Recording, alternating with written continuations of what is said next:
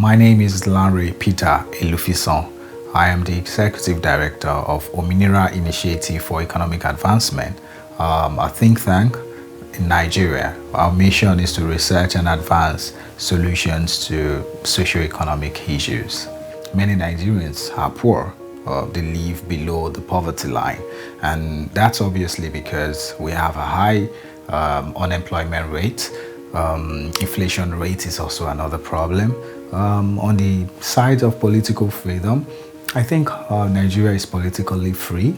Young Nigerians are able to, run for offices, get elected. So there isn't so much problem in that area.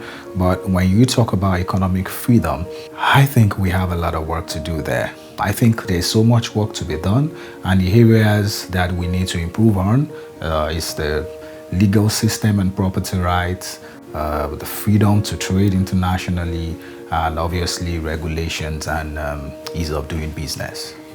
So I think politics, the lack of political will, to take some policies is one of the big problems or challenges that is facing economic prosperity in Nigeria. The only way for people to get out of poverty is for them to be able to get jobs easily, is for them to be productive.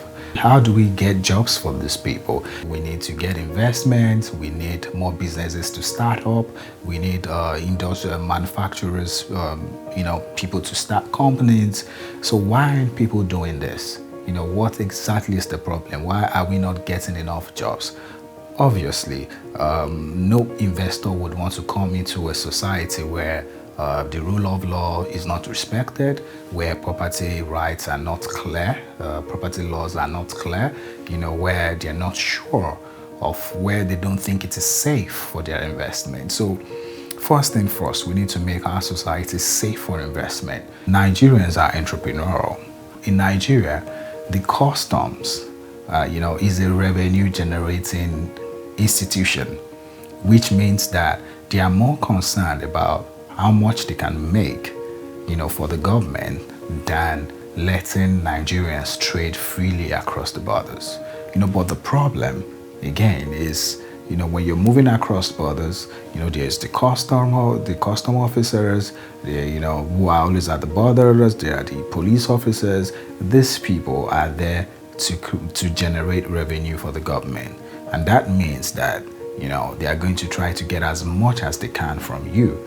And that is, enough problem for the business owners who are trading across borders. Non-tariff trade barriers, those are the problems. I'm very sure that free trade can help to improve standard of living in my country. But, I know there are a lot of people that would want to debate with me on that. Many people in my country believe that we need to close our borders, we need to restrict importation, and the reason why they put forward such argument is to say that we need to protect our industries, because these industries are not even advanced enough. So why let goods from outside the country, come compete with our own goods? But I don't think that's the way forward.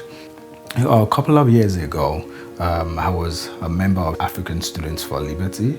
I attended the event, got a couple of books, and somehow I stumbled on Anthony Fisher's story. And I wondered, why would one man choose to, found a number of think tanks? And that I thought that was amazing, and it just got me interested. And when I read about other people who founded free market think tanks, I thought, this is what I wanted to do. We began with Ominira TV. Ominira TV is what is now the media arm, of Ominira Initiative. And what we wanted to set out to do then was basically to, use online videos to propagate the ideas of human and economic freedom.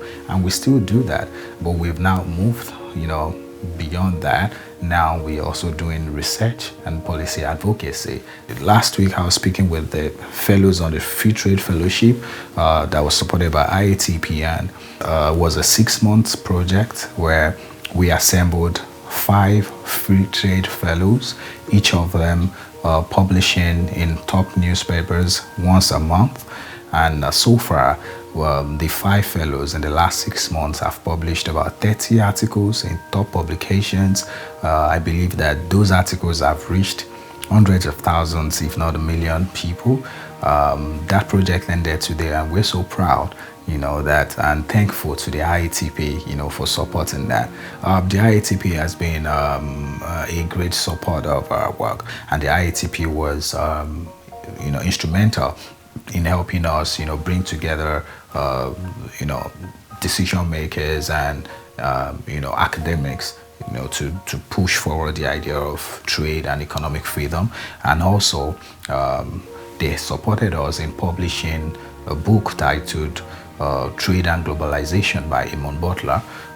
We've distributed close to 1,000 copies of that book. The IATP has now come to be a partner, that will be with us for long, and I believe that we'll still have so many great projects to do together. We will keep doing what we do. We hope that together we can impact, make, change our society and help Africa prosper.